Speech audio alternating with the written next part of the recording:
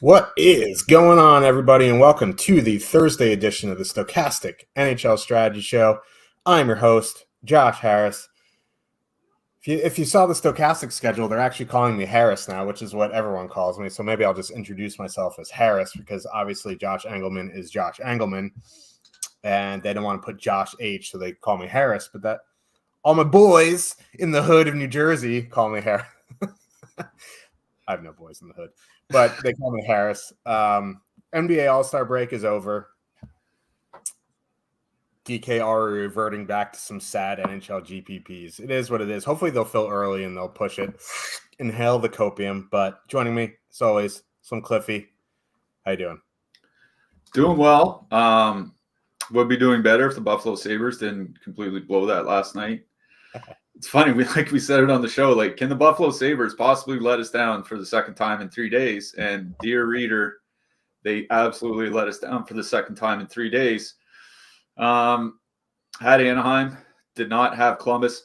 Hopefully the guy in our chat yesterday that asked about game stacking Columbus and Anaheim did exactly that. Columbus 7-4, Jenner and Gaudreau, both a goal and 2 assists. They had a good night. Anaheim, too, had a good night. So it was a good night in that game. Austin Matthews, pair of goals for Toronto. You know, just one of those nights where if I'd gone with my gut and not taken the effing Sabres, probably would have actually had a good night because I did have Anaheim. But c'est la vie. And I figure after Alex Ovechkin entering our day a couple days ago and then Johnny Gaudreau last night, I'm just trying to figure out who's going to end our night tonight. Like, is it going to be, I don't know, Evgeny Malkin maybe.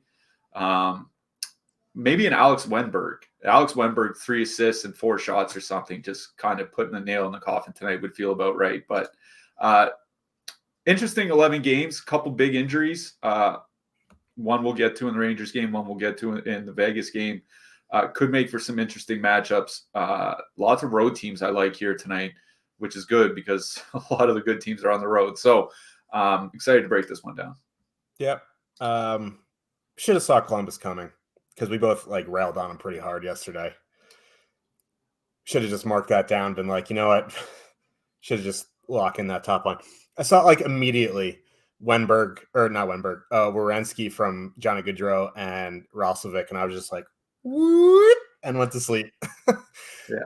But I ended up cashing because of the Ducks second line, so that was nice. But got a $50 super chat from Clayton. So it's been a good week. You guys are a big part of that. Thanks. Follow the link in the description below. Look at this guy. He doesn't even get paid. He's paying us to read that comment and he's touting our link. What a legend.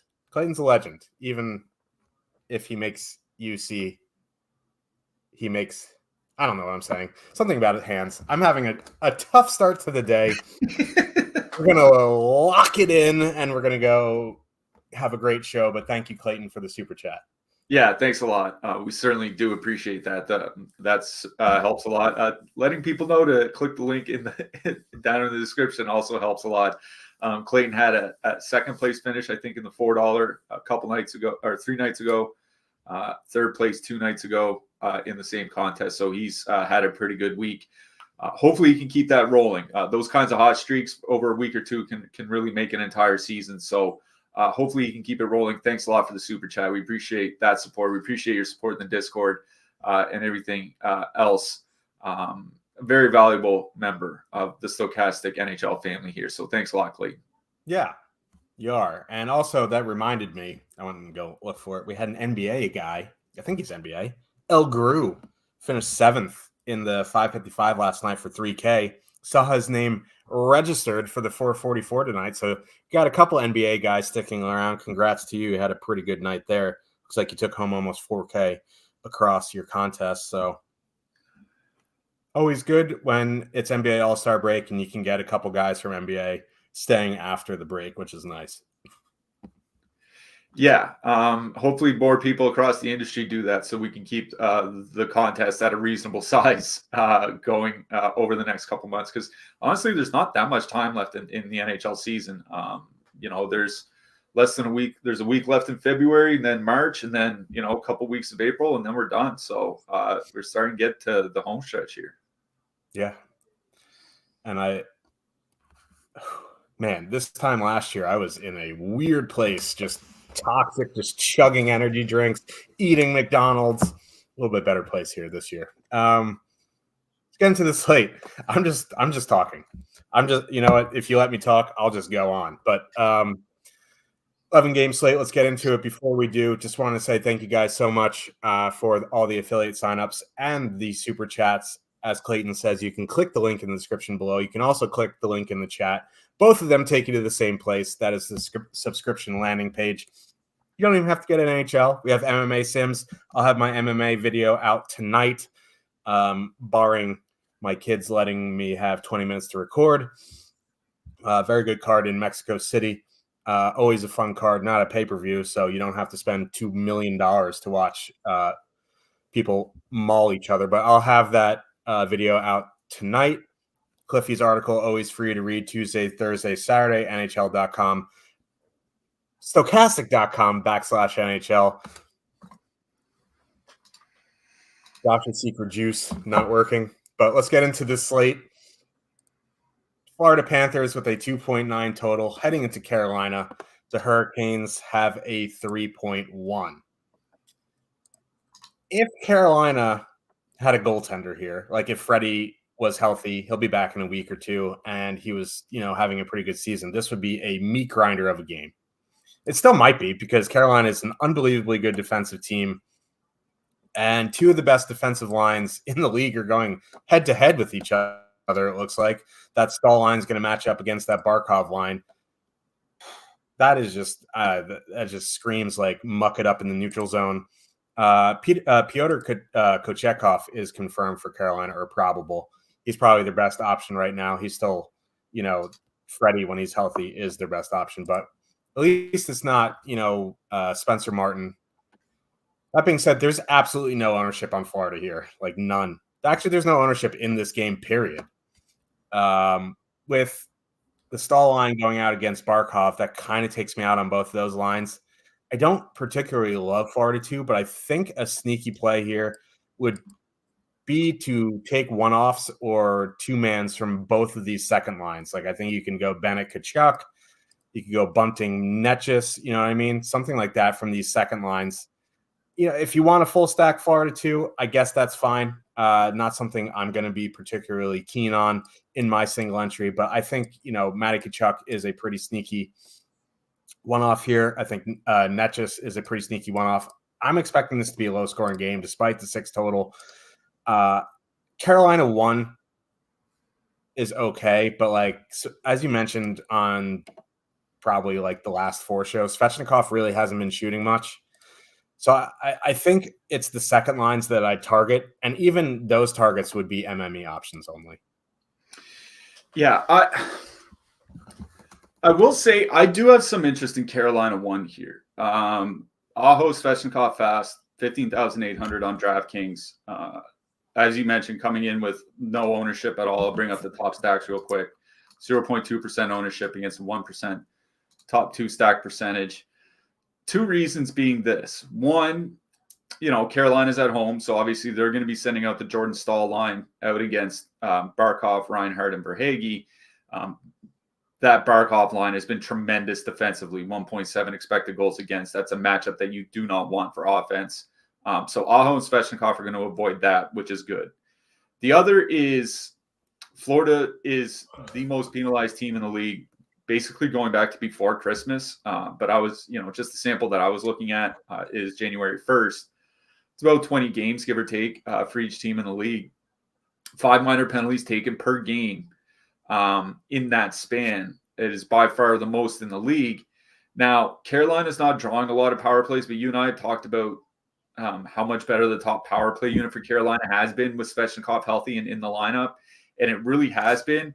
Now, they've seen a little bit of a downturn since the All-Star break, but 5, 6, 7 games, shooting 8%. I'm not going to get too worried about that. The fact that they're still generating, I think, is important. So Carolina, that Svechnikov Aho duo could get quite a few power play opportunities here tonight. And as good as the Florida penalty kill is, and it is really good, if you take if you give Carolina 4, 5, 6 power plays with how good they've generally been this season with the power play. I like their chances of getting at least one. And, that Matt Tkachuk line, as currently constituted, has not been that good defensively. It's been the one weakness. Like, it is a team that has to go and get another winger, like, to play on that line if they want to make a cup run. You can't go into the playoffs with Nick Cousins as your second line left winger. Like, it's just not going to work. 60 shot attempts against, 2.9 expected goals against per 60. With Nick Cousins on that second line with Tkachuk, that's just below average defensive numbers. So Aho is going to get a fair bit of that matchup. He's going to avoid Barkov, and he might get a lot of power play time. I don't mind Aho, Svechnikov fast. They're not a priority for me in single entries. Certainly, if you're playing 20 max or 150 or something like that, you should probably consider them because even though it's not a great power play matchup per se because of how good Florida's penalty kill generally is, just the volume of opportunity matters. And you combine that with avoiding the Barkov line. I don't mind Carolina 1 here. It's the line that I do have the most interest in this game. I don't really have interest elsewhere. I think anything else that I would take would be like a one-off Natchez, a one-off, Jack Drury if you need a cheap center because he's power play too. On the other side, certainly I think a one-off Matt Tkachuk is just fine. Like those types of things. If I'm stacking anything, it's Carolina 1. Other than that, just one-offs. Agreed, I guess. Yeah, no, I do agree there. Colorado Avalanche with a 3.5 total. Heading into Detroit, the Wings have a 3.1 total. I just wish the Wings 5-on-5 lines were better because it's a decent power play spot, but none of these lines are really correlated. Like Larkin and Kane are on different units. DeBrincat and Raymond are on different units. So you put a nugget in the chat about the Wings power play since they moved DeBrincat to the quote-unquote second unit. I'll let you hit on that. But I just wish these lines are better because I don't really want to full stack Larkin, Kane, Rasmussen. Rasmussen isn't even on the power play. Kane's on the second unit. Larkin's on the first unit. The line I would be interested in if I was going to stack was DeBrincat, Raymond, Comfer. But I guess okay, narrative street is Comfer revenge, but okay, sweet. It's still JT Comfer at the end of the day. You know what I mean? I don't know. I think if I was going to do anything, I'd probably just power play stack. And I know we had some talk on Twitter about power play stacking. This is one where I wouldn't 5-man stack. I'd go Kane, DeBrincat, Cedar or something like that. But that's really about it. Or Larkin, Raymond, Ghost.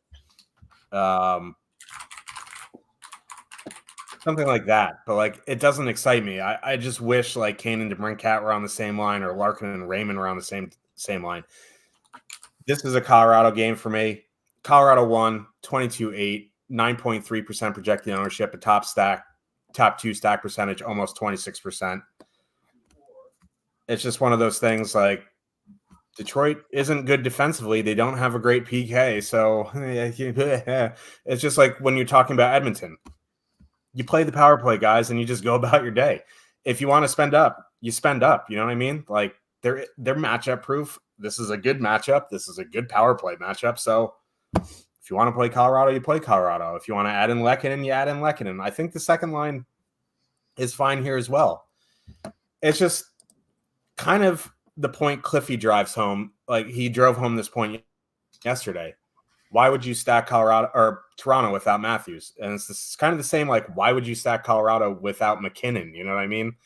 So while I think the second line is fine and it's a filler line, it's 12-2. I still think getting McKinnon in there is kind of important, but you could go Colorado too. But for me, it's Colorado 1, Colorado power play. I will say I don't mind that DeBrincat Raymond Comfort line. This time last year, if you'd asked me to stack a Detroit line without Dylan Larkin, I would have said you're probably insane for doing that. At this point, I don't think it's necessarily that bad of an idea. Larkin's been productive enough over his last 10 games. He does have 6 goals, but that's shooting 33%. He has 18 shots on goal in his last 10 games. This is a guy who can be a shot volume monster when he's going well. And clearly that's not the case with the line combinations that they've been running. But DeBrincat and Raymond aren't big volume shooters. Like DeBrincat hasn't been basically since the start of the season. But they do have good offensive numbers together. DeBrincat and Raymond are up near 100 minutes with Dylan without Dylan Larkin. They're at 3.3 goals per 60. Now they're outperforming their expected goals, but DeBrincat and Raymond have pretty good underlying playmaking metrics this season, so that they're outperforming their expected goals, I don't think is really that big of a surprise to me. And I mentioned this in our Discord earlier today, but the Detroit power play has been better without Alex DeBrincat. About 50% more shot attempts and about 3 times as many goals. Now, the goal scoring difference is because, small sample noise shooting percentage with DeBrincat.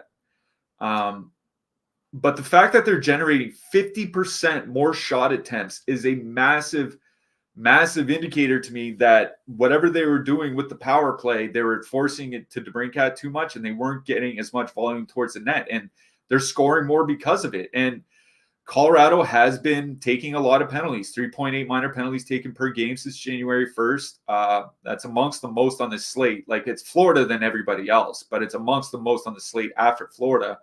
Detroit has been drawing a lot of power play opportunities. Comfort and Raymond do play on that power play unit together. So honestly, I don't mind DeBrincat, Raymond, and Comfort here tonight. If you want to sub out DeBrincat and put in another guy that's on that power play unit, certainly Dylan Larkin, maybe David Perron. I think Perron's kind of cooked, though. I think Larkin would be the only substitute that I would make. But DeBrincat, Raymond, Comfort seems fine enough as a fillery type stack. Like, they're only $13K on DraftKings. Like, this isn't, a $17,000 or $18,000 line you're using. So DeBrincat, Raymond, Comfort, I think, is definitely playable here. But it's Colorado 1 that I like best in this game. Like, I wrote up Nathan McKinnon in the picks article. I've never seen anything. It's an 11-game slate that has Sidney Crosby and Austin Matthews on it. And Nathan McKinnon has a projection that's 50% higher than the next closest center. Considering the centers that we have on this slate, that is absurd. And I think it indicates to us just how much Vegas thinks of that top line here tonight. I really do like Colorado 1. What I mentioned in that piece about McKinnon is how bad Detroit's penalty kill has been, or not penalty kill, just 5-on-5 play. 26th by expected goals against, 20th by actual goals against going back to January 1st. And the only reason that the goals against aren't worse is because Alex Lyon has generally been really good for this team. He's had a bad couple of games, but considering what he's had to face behind a bad Detroit team, I think it's been just fine. Colorado 1 is very, very playable here tonight. Highest top 2 stack percentage of any line on the board. They're coming in about the same ownership as Tampa Bay that we'll get to here shortly. They're only $1,500 more expensive. I think I would rather play Colorado here tonight. But I don't want to discount that DeBrincat line on the Detroit side. I think they're in play as a filler here. Yeah. And like, you're right. It just feels bad to click in that line when you know that the coach can make better lines. You know what I mean? I think that's the bias I have. And it's something I need to get over. It's just like, I see these coaches make these galaxy brain decisions and I just like lose my mind. So what happens when we only have 4 good forwards? That's probably true. New York Rangers with a 3.2 total heading into New Jersey. Good food by that stadium, by the way. If you ever been to a Devils game, they have an elite barbecue place right outside the stadium. The Devils have a 3.3 total. Panarin and Jimmy Vesey are game time decisions. They called up Brandon Ottman just in case. I don't know. I honestly have no idea if both are going to play, both are not going to play. Like, I don't have a feel for it. Obviously, if Panarin doesn't play, that's a huge loss on that second line. It's a huge loss on the power play. Now, if Panarin's out, I would like Lafreniere is going to take a spot on the power play. But that 5-on-5 line takes a hit. Now, if it's VC who's out, I would imagine Ottman just slides into that role. I that would probably be my best guess. I don't think Lavalette wants to break up that third line. Now, nightmare fuel would be if they moved up Barclay Goodrow, but I don't think this isn't, Gerard Gallant, so we haven't seen that yet this season. We'll knock on some wood. If both are out, all bets are off. They'll probably go 11-7, but it's kind of hard to give some good advice here because the Devils are pretty bad defensively. They don't have great goaltending. If Panarin and VC are both in,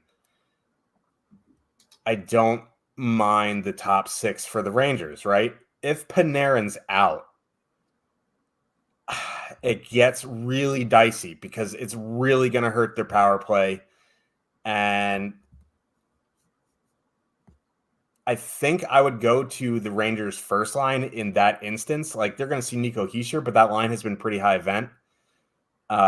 If Panarin's in, I don't mind the second line, but like, it's really hard to know what I want to do with the Rangers until I know who's playing and who's not, because like we say with Vegas, like their power play without Eichel is awful. You take Panarin off the Rangers power play, it might still be good, but he's one of the most important pieces on there. So I don't know.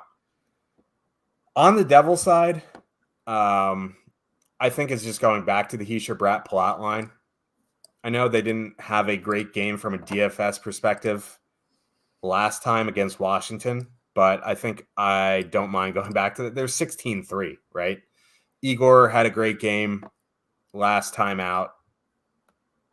I need to see multiple good games from him before I declare him back, even though I tweeted out the Harry Potter gif from Cornelius Fudge that he's back. So I would go back to the Nico Hischier line here. I think the Hughes line is fine. This game luckily locks at 7 p.m. So like I would definitely be on the Rangers if I knew for sure Panarin and VC were in. But with the uncertainty of them not playing, I'm not exactly sure what I want to do there. Yeah, I'm going to say, like, if Panarin is in, I would have interest in that line.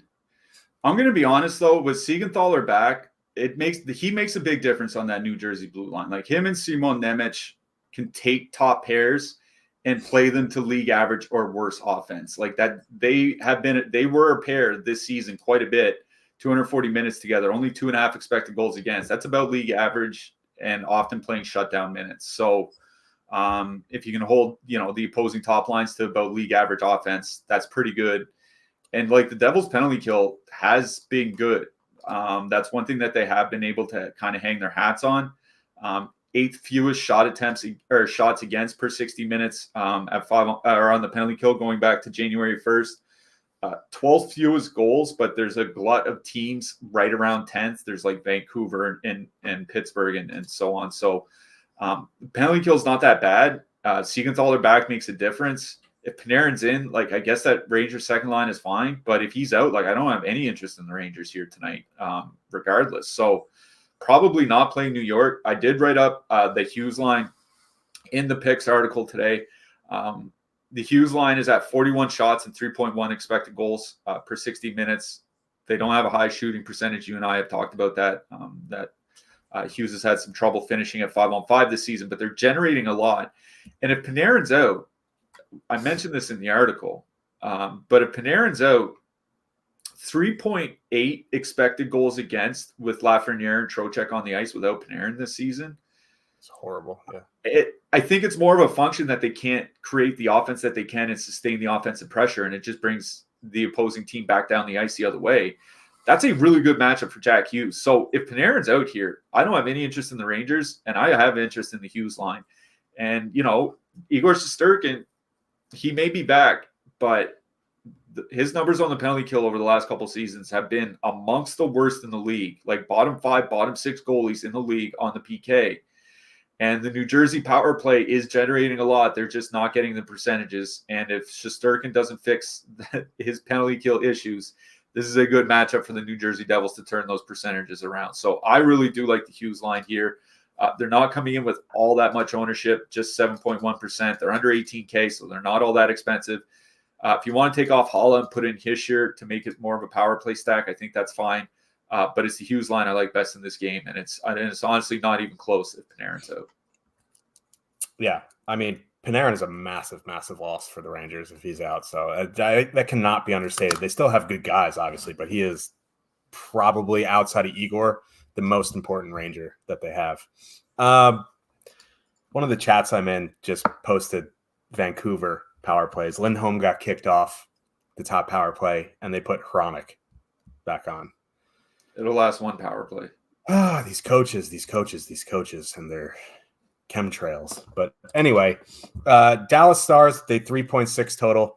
Heading into Ottawa, the Senators have a 3 total. So Dallas moved Wyatt Johnson back up to the top line last game. They moved Pavelski back down to the third line in game. But they didn't start that way. They didn't skate today. And then the coach said same lines as last game. That's fun. Either way, I'm interested in Dallas too, right? Because they're going to avoid that Stützle-Giroux matchup. And after you get past that matchup, it's just blah, blah, blah. If Wyatt Johnston is on that top line, despite them seeing the Stützle-Giroux line, I would have interest in that top line. The numbers without Pavelski on that top line are just bonkers. The numbers with Wyatt Johnston there are bonkers. I would have interest there despite the matchup, right? If it is Pavelski, I think that line's still fine because they're fully correlated on the power play. But I would just go to Duchesne, Sagan, and Marchment in that scenario. They're fully correlated on the second power play unit. Dallas is one of those teams who it's almost the split between the power play units. It's like 60-40-ish. So I'm fine with Dallas too there. Again, if Wyatt Johnson on Dallas 1, interested. Pavelski on Dallas 1, more interested in the second line, but would play Dallas 1. On the Ottawa side, like, it's kind of a good matchup, right? Because the Duchesne, Sagan, Marchment defensive numbers have been sliding. You put Pavelski and Ben on the third line. That's not going to be a good defensive line. Stützle-Giroux is going to be occupied with Hintz. I would have interest in the Tkachuk, Pinto, Tarasenko line. They're a bit expensive at 18K, but they're coming in with a third of their ownership to their top 2 stack percentage. So I don't mind taking a stab on Tkachuk, Pinto, Tarasenko. But this is a Dallas game for me. Yeah, just to kind of hammer home your point about Wyatt Johnston and Joe Pavelski on the top line. This season with Joe Pavelski on the top line, Dallas is at 2.6 expected goals, 3.8 actual goals per 60. Without Joe Pavelski, it's 4.6 actual expected goals and 5.6 actual goals per 60 minutes. 140 minutes without Joe Pavelski, they're generating 94 shot attempts per 60 minutes. There are power plays that don't generate that. Yeah. So if Wyatt Johnston is on the top line with Hintz and Robertson, I do have interest in that line. And it's one that it's one that is not expensive. Doing quick math in my head, it's about 17,400, I believe. Like, it's a mid-price line, basically. 16-4. 16-4, okay. That's why you don't do quick math in your head. So I would have a lot of interest in Dallas 1 if Johnston's there. I agree with you. It would be Dallas 2 instead if he's not. If we get warm-up news that Johnston is skating on a line with Jamie Benn, then it's back to Duchesne, Sagan, and Marchment. Like, that line has just been very, very good all season long. They're at 2.8 expected goals, 4.2 actual goals per 60 minutes. Duchesne's just been probably the best signing from the offseason. They're gonna get, like you said, they're going to avoid Stützle-Giroux. Stützle and Giroux are at 2.1 expected goals against per 60. They've been really, really good defensively. So they avoided that matchup. Here's the thing that's kind of worrying me is Ottawa's penalty kill. It's the one thing that has genuinely gotten a lot better under Jacques Martin. If you look at their last 21 games, which is about a quarter of the season, they're giving up the third fewest shots against on the penalty kill. The only teams that are giving up less are Carolina and Philadelphia. They have legitimately just turned their power play around completely, and they're not taking a lot of penalties either. This was a team that was amongst the league leaders last year and was amongst the top 10 this season through the first 8 weeks or whatever with DJ Smith. Again, in those last 21 games, they're down around 3.1 minor penalties taken per game. The league average is 3.5. So they're playing more disciplined, and even when they take penalties, they're killing them off very, very well. So it's not really a great power play matchup for Dallas. So I'm not worried about correlation or anything like that. So if Johnston is in, Dallas won. If Johnston is in the top line, then Dallas won. If he's not, then Dallas 2. On the Ottawa side, it's kind of the same thing. It's like if Wyatt Johnston's in, I would probably play the Tkachuk, Norris, Pinto line. If Pavelski's back on the top line, then I don't mind going back to Stützle Giroux, because that's Stützle Giroux Joseph line.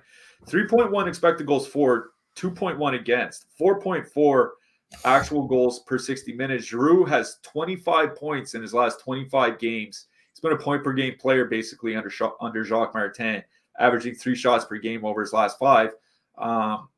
They've been really good. The split power play stuff, that's annoying, obviously. But I don't mind Ottawa 2 as long as Pavelski's on the top line. So I think that's where I am, is Ottawa 2 as long as Pavelski's there skating with Jason Robertson, and then Dallas 2 if Pavelski's on that top line. I agree with you. Yeah, that's a really good point. I got way too excited about Johnson being possibly on the top line, that if he isn't there, the matchup coming back is a good one for Ottawa. So, yeah, I agree. Definitely there playing Stützle Giroux if it is Pavelski there. Although at some point I would imagine Wyatt Johnson moves up, but it is what it is. Sign up using the link in the description box below, or you can use the link in the chat to get access to the best NHL data and tools in the industry. You get player and ownership projections, top stacks tools, line combinations, and access to the Discord, which you do need an active membership to participate in now. People who didn't have memberships got the old boot. So yeah, you need a membership, but Cliffy's going through the tools that we show on the show, but you'll get access to 24/7. Discord is invaluable in my opinion. Jake and I are always in there, or Cliffy and I are always in there. Jake will pop his jawline in there a lot. Clayton, our moderator, our unofficial moderator, is always in there. We have a lot of sharp members looking to help you if you have questions. So check it out. Check that link out and get in the Discord so you can hear from the show. Montreal Canadiens with a 2.5 total heading into Pittsburgh. The Penguins have a 3.6. We have found the chalk, my friends. We have found the chalk. Pittsburgh won, 19.4% projected, 16.5% top 2 stack. Now, here's the conundrum that I have, right? They're a fully correlated line, 18-2, going up against a Montreal team back-to-back on the road. That's good, right? Good power play matchup. That's good. Since Arbor Jacki came back into the lineup, Montreal's been taking a lot more penalties. They still take 3.9 per game. Good. Here's the bad news. The Pittsburgh power play is awful. No Jake Gensel. A very important piece on that power play. I don't know if I want to play an almost 20% owned Pittsburgh line where they probably would have to get there on the power play. Now they can get there 5-on-5, but they're going to see the Suzuki matchup, and the Suzuki matchup is it's the only good defensive line that Montreal has. So I get it. If you want to play Pittsburgh, again, I've gone on numerous rants about playing your guys. If you love Pittsburgh tonight, play them. I'm just playing devil's advocate and saying, despite it being a good matchup, their power play is awful. Malkin's not even on the top power play. Lars Eller was there, and Lars Eller looked awful on there. He made some awful turnovers. So in my one lineup, I don't think you're going to see Pittsburgh Penguins. Now, that's not to say you don't play them in MME. If you're an MME player, you definitely can play them. This is a fully correlated line going up against a terrible PK. So you can play them. I'm not going to hinge my night. I'm not hitching my wagon to Pittsburgh in my one lineup. The interesting side to me here is Montreal won. Now, they didn't have a great game yesterday. But, like, what matchup is coming back at you from Pittsburgh? Yeah, with Raquel there on the top line, it's a little bit better defensively. But, like, without Jake Gensel, I don't think they can, like you said with the Rangers' second line without Panarin, I don't think they can sustain the offense in the offensive zone. There's going to be offense coming back the other way. 6% top two stack percentage, 2.1% projected ownership for Montreal 1. I honestly think my favorite line in the game is Montreal 1. After that, like 10% Pittsburgh 2. Like I get it because the Montreal depth is trash, but like that negatively leveraged line, no thank you. So I think Montreal 1 is my favorite line in this game. And I get why Pittsburgh 1 is getting this ownership. I just don't think I'm going to play them in my single entry. Like, that's a lot of ownership on the Penguins, right?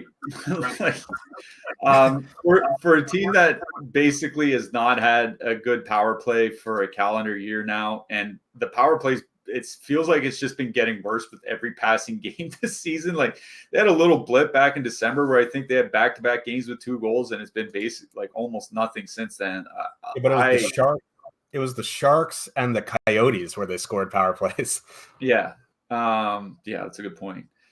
So I want to make this point about the Pittsburgh top line. I was looking at the Pittsburgh numbers. We brought this up, I think on Tuesday, but man, this week has really just kind of all blended together starting early Monday.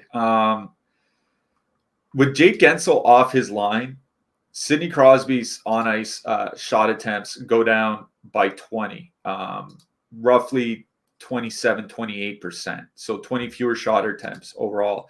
If you look at the expected goals, it goes down by about 30%. This team is much worse offensively without Jake Gensel there. I think that should go without saying. So Raquel, like, people, if we want to talk about why the Pittsburgh Penguins aren't really doing anything this season, how about Raquel having 5 goals? 5 goals. Yeah, it's a big reason. He has 23 shots and 0 goals in his last 14 games. And this is the guy that's going to be like 20% owned here tonight on an 11-game slate. And to kind of hammer home the point, the Montreal top line has really come alive. Like, they had a bit of lull around Christmas, like a couple weeks before, a couple weeks after. Their last 10 games, 2.2 expected goals against per 60, 1.2 actual goals against. Those are really good defensive numbers. This line, other than that like 10-game blip around Christmas, has generally been pretty good defensively this season. I don't like, yeah, that's a huge total for Pittsburgh. I have no problem playing them, I guess. But you're asking me to play an over-owned line with a guy on it that has 5 goals this season on a team with an abysmal power play coming in over-owned in the highest owned line of the night. Like, I don't have interest in playing that. I feel like you a couple nights ago with Alex Ovechkin, it's like if Raquel has a 3.5 shot game here tonight and buries me, I'll just go to bed and then just wake up refreshed the next morning. Like, that's just kind of how it is. So I'm not playing Pittsburgh here tonight. The only interest I would have is if they do mix up their lines a bit. And, you know, Riley, like, they moved Jeff Carter to the second. This is where this team is at right now. They had Jeff Carter on the second line for the third period with Evgeny Malkin. A line of Drew O'Connor, Evgeny Malkin, Jeff Carter. No. No. If Riley Smith is there, that might change things. But no, I have no interest in playing the Penguins. The only interest I would have is playing Montreal 1. They're coming in with positive leverage, as you mentioned, only 2% ownership. They didn't get on the board last night, but they outshot Buffalo 9-3 while they were on the ice. The only reason they didn't score is because Ukko-Pekka Luukkonen had a pretty good game. That's the way it goes sometimes. I don't mind playing Montreal 1. I'm not targeting them specifically in a single entry, but 3.6 expected goals for, 2.2 expected goals against per 60 over their last 10 games, 4.4 actual goals for. The one thing I'm worried about is Cole Caulfield. They had missed a few practices. He played last night. There's a couple times he went off the ice looking like a little ginger almost. That's a little bit of a concern, but he played over 20 minutes. So I don't think it's that big of a deal. That would be the one concern, one of the concerns I would have. But no, honestly, I don't think I'm not playing either side out of this game. If I were to play a side, I would rather play Montreal than Pittsburgh here in tournaments. Yeah, I see the chat getting a little fired up about the slander list. Go for it. Slander. Honestly, it would be the perfect cap to go from Alex Ovechkin to Johnny Gaudreau to Jeff Carter burying us 3 nights in a row. I mean, that's Mike Sullivan calling for help. He's like, please get me out of Pittsburgh. But they should trade Jake Gensel and just get rid of Sullivan. So anyway, Washington, boy, right into the Washington Capitals. Fuck, man. Washington Capitals, the 2.7 total. Heading into Tampa, the Lightning have a 3.7. Clayton, I apologize when you're asking me about Tampa this morning. I didn't realize I didn't get to that game in my prep yet. I didn't know Anthony Cirelli was on the top line. I apologize.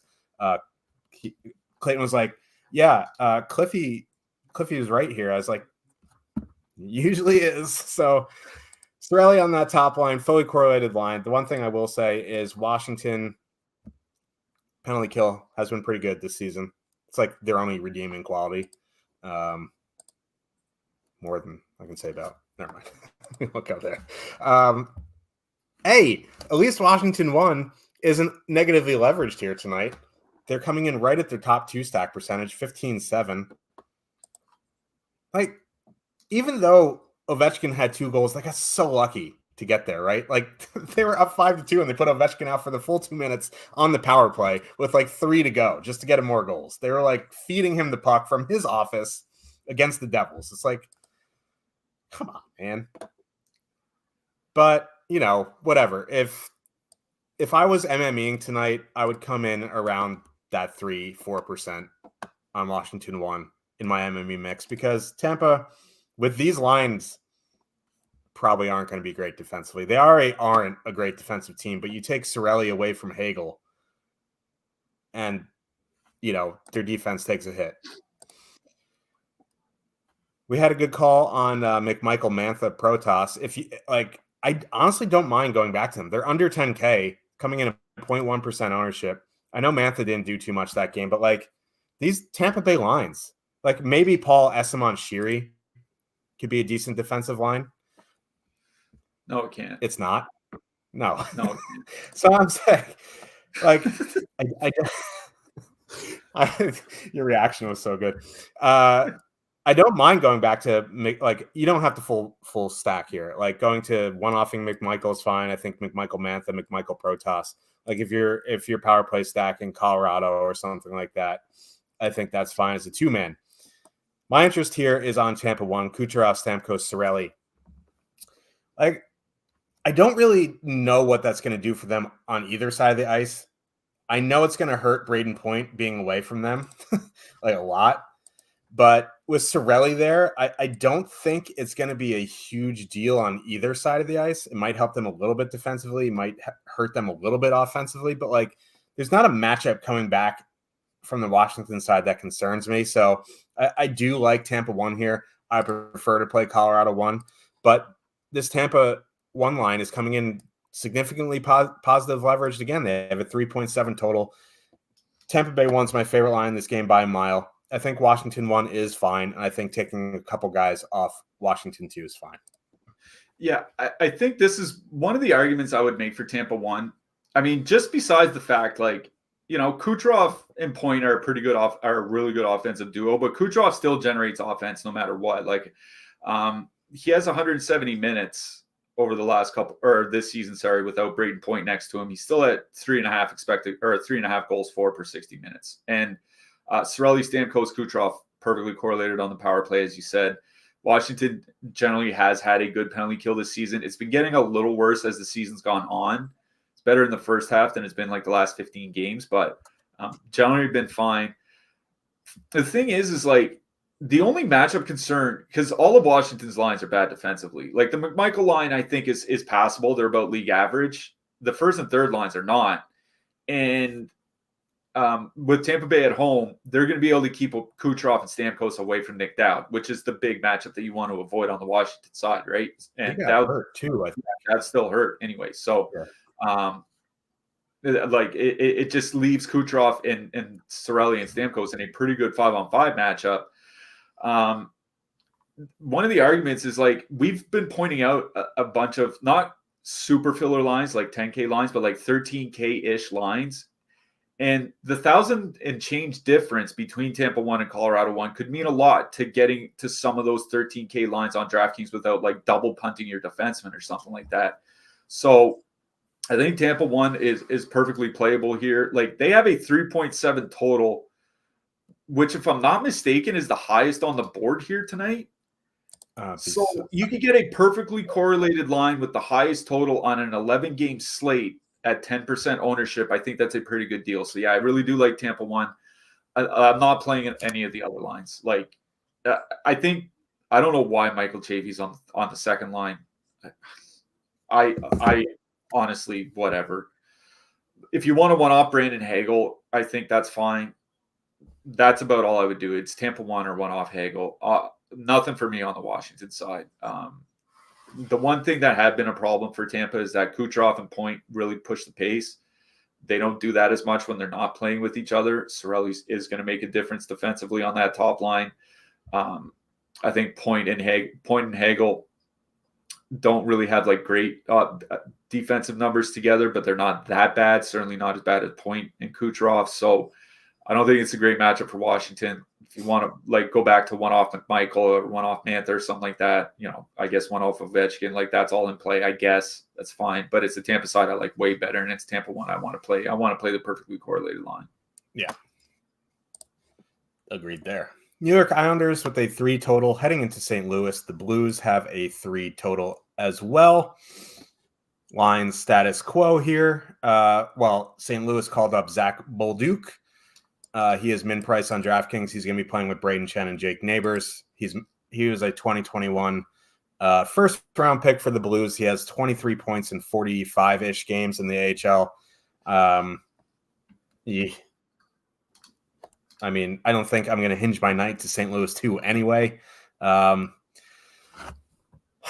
do have interest on both sides. I'll start with the Blues. This is a good power play matchup for St. Louis. The Islanders' penalty kill isn't very good. It looks like Varlamov is probable here tonight. I know the Kyrie Thomas Buchnevich line has had some issues finishing recently, but they're fully correlated on the power play. And that power play with Jake Neighbors as a net front and Krug running the point actually has been better recently, which is not something you could say about the Blues power play since like 1807. So like I don't mind St. Louis 1 here. They're 17-6. They're at home. They have positive leverage. They're gonna see the Horvat Barzal matchup, which is whatever.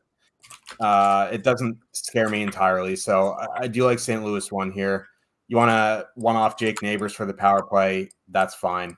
On the Islanders side, Islanders 1 coming in a bit negatively leveraged. They are 16-9. They've been a good line. The Blues don't take a ton of penalties. When they do, they have trouble killing them. I think I'd rather play St. Louis 1 than a negatively leveraged Islanders 1 here. It's just what it is. Like, you want to play Horvat Barzal, fine. But just know it's not the best power play matchup just because the Blues just don't take a ton of penalties. You want to go to Islanders 2. Going against that Shen line, I think that's fine, but they're coming in with 5.2% ownership as well. So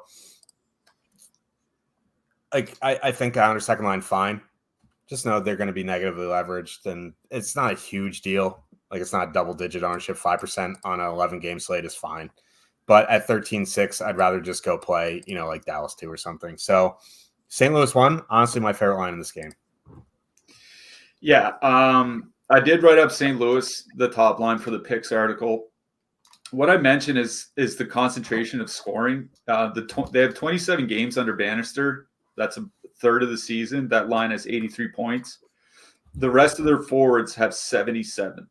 And, it's not surprising that a top line has more concentrated scoring, but it kind of differentiates them a bit from, Calgary, that we'll talk about a little bit later, Carolina that we talked about earlier, Detroit, like those types of things. They do have scoring more spread out. That's not really the case for St. Louis. And the top line has been really, really good. Just going back to January 1st, they're up over 200 minutes, 2.8 expected goals for, 3.1 actual goals for.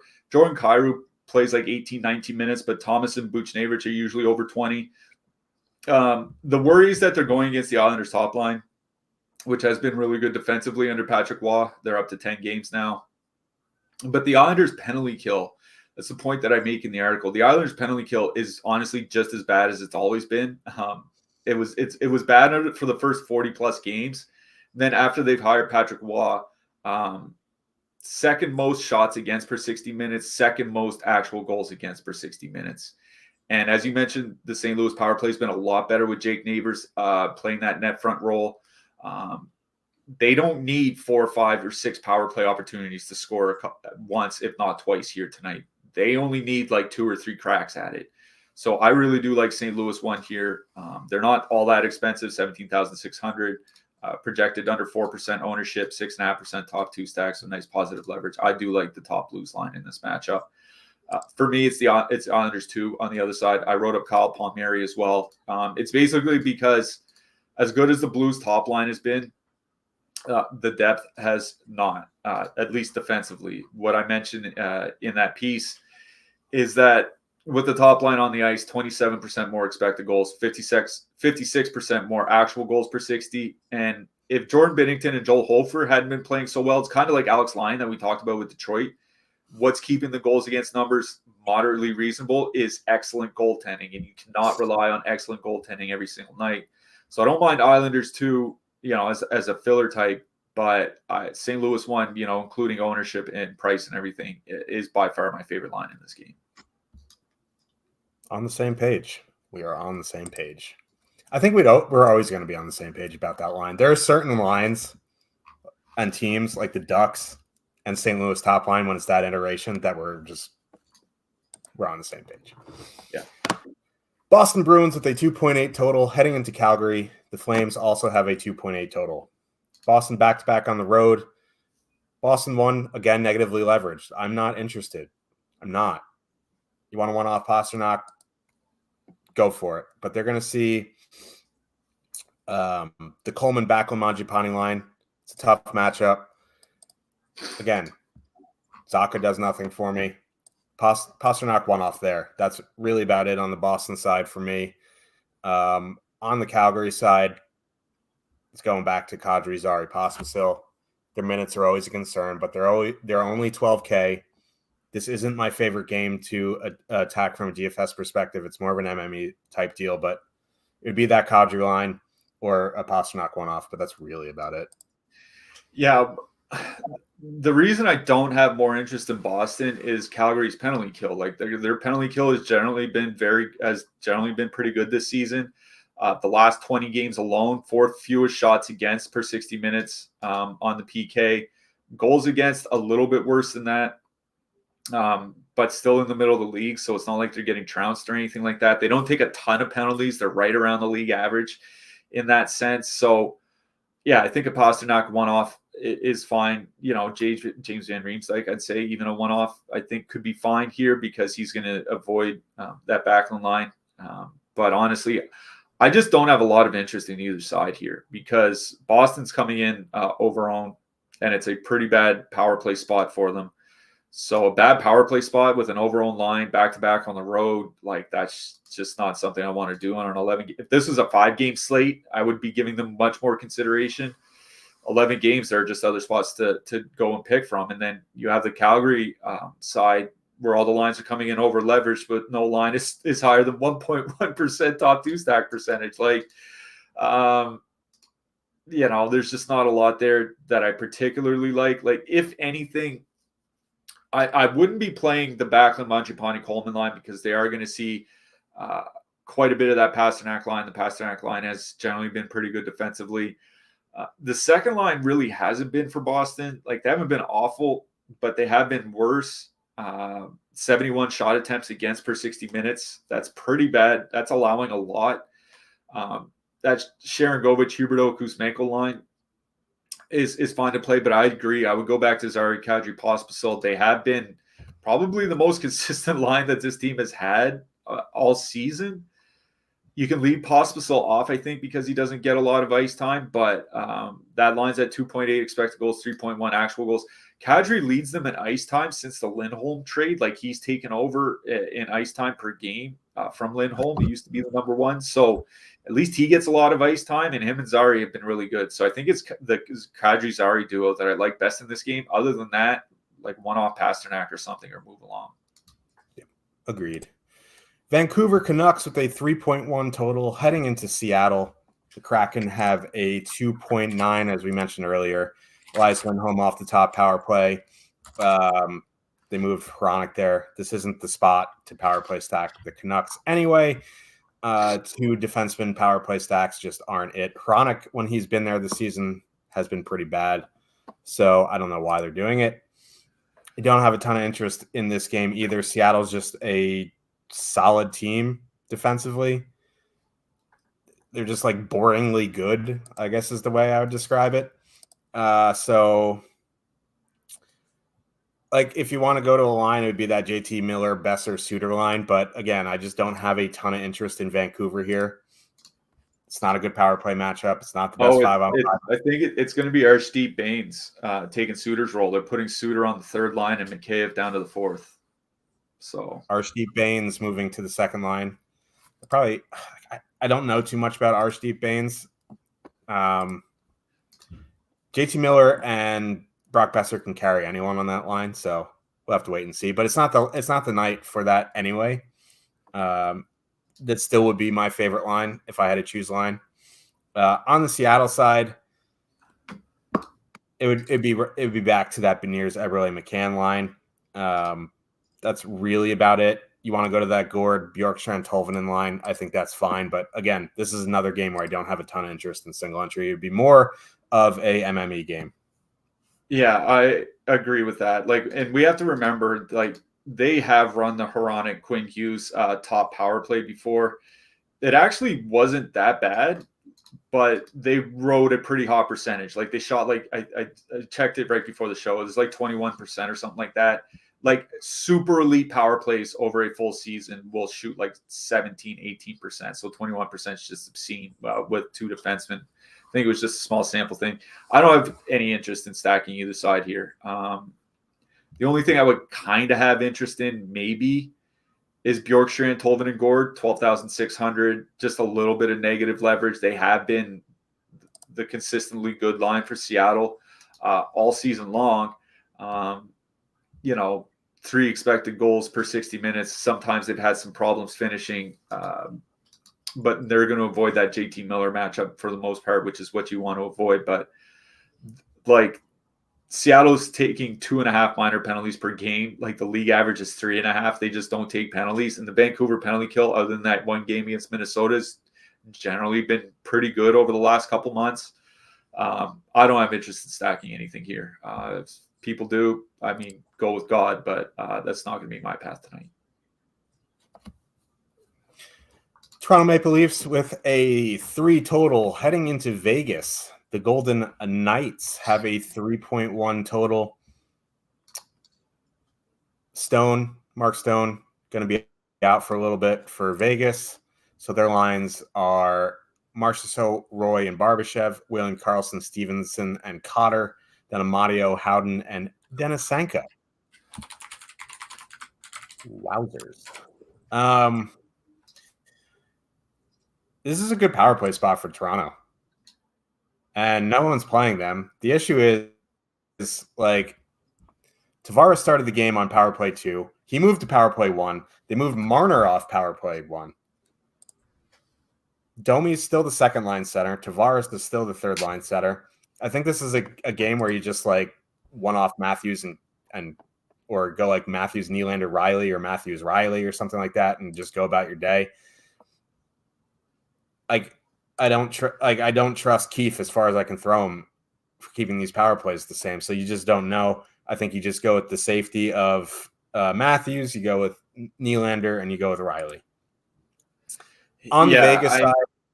No, sorry. Sorry, I thought you were done. No, go ahead. Okay. On the Vegas side, like, I guess the Marchessault Roy Barbashev line is fine at 14-4. They're coming in negatively leveraged. It's probably going to be Marty Jones in that. So, like, it's fine. And the Toronto penalty kill sucks. But as we mentioned, as Cliffy's hammered home numerous times, without Jack Eichel, the power play it just suffers greatly. So, if anything, it'd be the Marchessault Roy Barbashev line, but I don't love the negative leverage on it. Yeah, I don't have a ton of interest in Vegas here. Like, that top line is coming in way over owned, 14,400. Now, Roy did move to the top power play, but again, like you said, like, getting top power play minutes only means something if the team could score, and the team hasn't been doing anything with Jack Eichel injured on the power play. Like, even we mentioned it on yesterday's show, the show before, day before, even with Shea Theodore back, the power play has done nothing with Jack Eichel injured or Jack Eichel out of the lineup over the last couple of seasons. So not a lot of interest in stacking Vegas here. Like, Vegas one would be the one that I would want to stack because they have been generating something offensively, 2.7 expected goals per 60, 5.3 actual goals. Obviously, they're riding hot, but even if you cut their shooting percentage in half, they're still a well above average scoring team. So Vegas one I think is fine, but it is a Toronto side that I do have interest in. Obviously Matthews is on the tear that he's on, 18 goals in 14 games. It's just like, I don't know. I don't even know what to say about that. That it would be Matthews, and then honestly, probably just one-offing Matthews is my biggest interest in that game. But if you want to, like, put him with Nylander and Bertuzzi and, cross or stack across lines, but for the power play, I think that's fine. Vegas doesn't take a ton of penalties, though, 2.6 minor penalties per game. They're the only team. Seattle's the only team taking fewer minor penalties than them over their last 20 games. So even though it's technically a good power play spot, especially with Stone hurt, because he is a good penalty killer for them, I just don't have I really worry about the power play units just getting mixed up all the time. That's just kind of my thing. So Austin Matthews, I think, makes a really good one-off here tonight. I just don't know about full stacking and even strength line from the Leafs. Yeah. In conclusion, this game sucks. Nashville Predators with a 2.7 total heading into LA. Our Kings have a 3.2 total. Victor Arvidsson played one shift, got hurt. He's out week to week. Scenes. They moved up LaFerriere to the top line.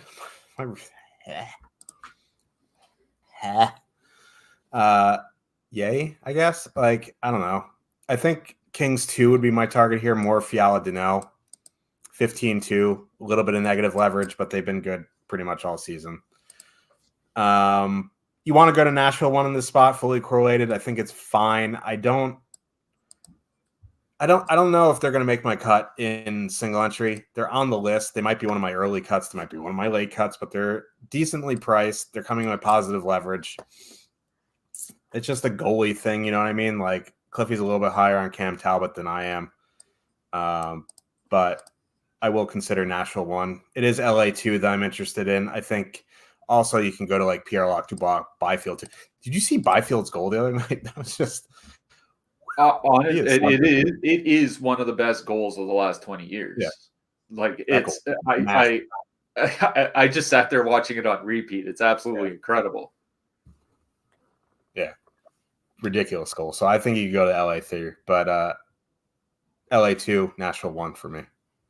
Yeah, I wrote up LaFerriere in the article just because after Arvidsson got hurt, he got moved up and played over 16 minutes. And, like, he's a guy that's put up good shot volume numbers on a per minute basis. He just usually doesn't get a lot of ice time. He plays 16 to 17 minutes on the top line. I don't mind him as like a cheap one-off, but I wouldn't stack LA1. I agree with you. It'd be LA2 that I have more interest in. 3.2 expected goals over the last 180 minutes for that Los Angeles second line. It's just been basically a shooting percentage problem. Trevor Moore has gone 10 games without a goal. He was one of the better scorers over the first 40 games of the season. So Just kind of got to get him going a little bit. But it is Nashville one that I actually like best in this game. If you go back to January 1st, 2.8 expected goals, 3.6 actual goals per 60 minutes. Forsberg, over 4 shots per game over his last 10. Like, he's been around that basically the entire season. And the Los Angeles penalty kill, like, they're giving up the 5th most shots per 60 minutes over the last quarter of the season, and it's something that extends actually further beyond that. What's been saving them is actually the goaltending, but they're getting a 930 save percentage on the penalty kill over the last quarter of the season. It's insane. Like, that would be insane at 5-on-5. You know what I mean? Like, I've watched enough Kings games where I don't notice anything special about the way that they're penalty killing and why it would lead to such a high save percentage. I got to think there's a little bit of luck mixed in there. And if you're giving up that many shots, like, if that dam breaks, it's going to break in a big way. And the Nashville power play, or Nashville top line, is perfectly correlated. The Nashville top line also not coming in with that much ownership, under 3% per the Top Stacks tool. Price is only $17,800, so very reasonable. And the Los Angeles top line, without Quentin Byfield there, below average by expected goals against per 60 this season in 130 minutes, and 4.2 actual goals against per 60. Now, maybe that's a little bit of bad luck by the save percentage, but it's kind of just balancing out what's happening on the penalty kill. Like, I don't mind Los Angeles 2 here, and the Kings do have a 3.2 total, but I think Nashville 1 is my favorite line in this game. Nice. I love playing. I love playing this Nashville line. Not like Nashville 1 from last year when they were coming in at like 24% on a 14-game slate for no goddamn reason. Yeah, when Tommy Novak was a point per game player, Luke Evangelista had like 10 goals in 20 games or something, and they're still $12,000 line. Yeah. Oh, that was a good slate. Let's talk about defensemen, but coming up after us, there's actually shows coming up after us now. NBA's back. NBA Deeper Dive at 5 p.m. with Josh Engelman and Matt Bellman. 6 p.m. NBA Live Before Lock with Greg Ehrenberg and former Iowa State caddy Eric Lindquist. 7 p.m. Eastern live playback stream with Josh Engelman and Greg Ehrenberg. That's a new NBA show. I don't know too much about it, but if you are an NBA guy, you can check that out as well. Let's talk about these defensemen, shall we? Let me get the defensemen up. Cale Makar, top of the board. Very good matchup for Cale Makar. It's Cale Makar, Roman Josi at the top, and then it's Mike Riley for me. Those are my top 3 in the top range. What about you? Say Mike Riley? Morgan. I thought you were just making a joke about how good Mike Riley is. Like, this guy should be 6,500. I mean, if you got 25 minutes, maybe, but God, hey, Josh loves Mike Riley. I do love Mike Riley though, but I did mean Morgan Riley. Yeah, I mean, Cale Makar is the top projected defenseman by a lot, nearly 2 points more than Roman Josi on DK. He's my favorite guy again here tonight. Alex Matheson. Alex Matheson's actually a friend of mine. Mike Matheson. Revenge narrative in Pittsburgh, maybe. I mean, he's already gone back there, but again, I don't think very much of the Penguins team, especially with Jake Gensel out. I don't mind him, and he is the 3rd highest projected defenseman on Stokastic here tonight. Mid-price range, Charlie McAvoy, like, he played 30 minutes last night. I know that game went to overtime, but without Hampus Lindholm, he's going to have to play a lot of minutes anyway, so don't mind him. Wrote up Miro Heiskanen in the picks article. Since him and Thomas Harley got put together, Heiskanen's been shooting a lot more. Like, they've both been shooting a lot more. It's almost like they're taking the shots instead of the forwards, which, I mean, could work out for DFS for Heiskanen. Torrey Krug, 4,800. Again, that Islanders penalty kill is very, very bad, and St. Louis Blues don't need a lot of opportunities to get on the board. I'll mention Moritz Seider. It just feels like a pretty good spot for Moritz Seider to rack up some peripherals. Colorado does play at a pretty high pace, so I don't mind Seider. Cheaper defenseman, Luke Hughes, running the top power play for New Jersey. Eventually, they're going to get back on the board. Esa Lindell, Heiskanen back, but they're still missing a couple regulars. He'll get his ice time. Bowen Barham, if you don't want to pay up for Makar in Colorado. Mentioned Ryan McDonough for Nashville. Los Angeles still does generate shots, and McDonough does play a lot of minutes. He can get on the board. For cheap defensemen, I wrote up Brandon Carlo. When he's played at least 22 minutes this season, he's averaged 2.4 blocks per game. And he's probably going to have to play at least that because he played 25 minutes last night with Hampus Lindholm out. Oliver Shillington, 2,500 against Boston. Played 16 minutes in his last game. He's typically only been around 13, 14. So if he's playing even 16, 17 minutes at Stone Mint price, 2,500 on DK, I don't mind that. Yeah. The one other guy I will add for a cheap guy is Will Borgen, 2,600. The board. When Carson Soucy was on Seattle, I would never get him or Borgen right. If I picked Soucy, it was Borgen going off. If I picked Borgen, it was Soucy. Whatever. He's been playing 18 minutes the past 4 games. He's 2,600. So I don't mind the Borg. Yeah, we will assimilate and play the Borg. Yeah. Resistance is futile, they say. Let's talk about some goalies here. My boy, Tristan Jarry at the top of the board, 8,500. I guess doesn't he still lead the league in shutouts? Like, it seems like it's not a bad spot to try to get a shutout, but if Montreal gets one on the board. Nick Jensen, 2.7K, 20 plus minutes. I think he's fine as well. He does block some shots. So yeah, that is perfectly fine there. Tristan Jarry, yeah, he leads the league in shutouts. The coach has to defend his vision once a week, but whatever. Andre Vasilevsky, 8,400. I have shot volume concerns there a little bit. Jake Ottinger is all right. Like, I need to see it. He's like him and Igor. I need to see it before I can start playing it. You know what I mean? Olmark, I'm interested in. He would be the guy in the 8K range that I would play. Swayman last night, beat Olmark tonight. Don't mind Aiden Hill just from the shot volume concern, or the shot volume, because with Stone out, that team's going to just not be great defensively. 7,900, I think that's fine. Bob, 7,500. I don't say Bob too often, but Bob at 7,500. Jacob Markstrom, 7,400.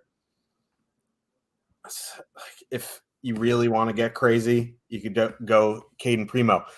At 6,700, you can just black out the name and consider that guy. You know what I mean? So, I don't mind it at that price. I mean, he hasn't had a bad season either. Like, this isn't like Antti-Ranta for Carolina or anything like that. I did have Primo on my list as the really cheap goalie that I like here tonight. I wrote up Sergei Bobrovsky over the last, I think it was 25 games that I wrote in the article. No goalie has had an average shot distance further away than Sergei Bobrovsky. It's at 40 feet away for the average 5-on-5 shot distance. So and Carolina is a team that does love to shoot from the blue line anyway. So it feels like it might not be a bad spot for Bobrovsky. You see a lot of easy shots. Don't mind him in that. I think he's 7,500 here tonight. Aiden Hill, yeah, I agree with you. I have Aiden Hill on my list as well. He projects pretty well over on Stochastic. So him and Allmark would be the 2 expensive goalies that I would look at. And also mention Jordan Binnington.